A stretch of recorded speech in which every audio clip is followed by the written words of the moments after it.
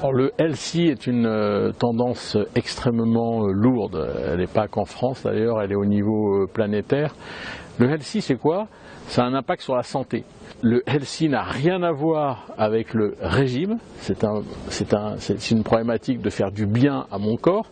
Et puis je dirais que le bio n'est pas toujours healthy. Donc vous voyez, on peut se poser comme ça plein de questions, et je pense que c'est le rôle du restaurateur d'informer le consommateur sur ces mots, sur ce mot healthy. Alors, ça veut dire quoi healthy? Ça veut dire essayer de manger moins gras, moins sucré, moins salé.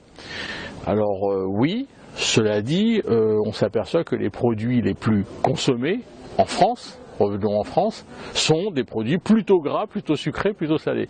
On est en fait en France auprès d'un peuple qui est très paradoxal, c'est qu'il veut faire attention à son corps et à sa santé, mais en même temps, il aime se faire plaisir avec des produits qui sont plutôt pas healthy. Je pense aux burgers avec des frites, je pense au café gourmand qui pèse 2 repas sur 3 dans la restauration avec service à table, je pense à de la pizza. Nous sommes co-recordman du monde d'absorption de pizza par tête d'habitant. On a inventé la pizza aux 4 fromages qui n'existe même pas en Italie.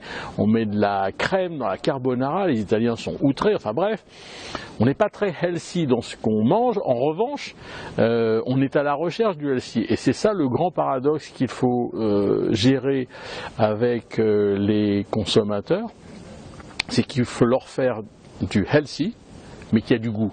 Parce que s'il n'a pas de goût, il rejette le healthy et il retourne vers un plaisir hyper calorique.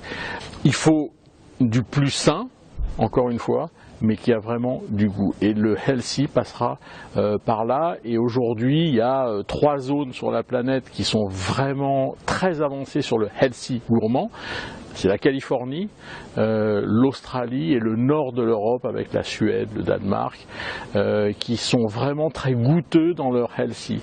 Et c'est très différent d'un healthy triste. Et il ne faut surtout pas que le healthy soit triste. Alors, je ne parle même pas des enfants qui le rejettent totalement, mais même les adultes. Les adultes ont besoin de se faire plaisir en mangeant.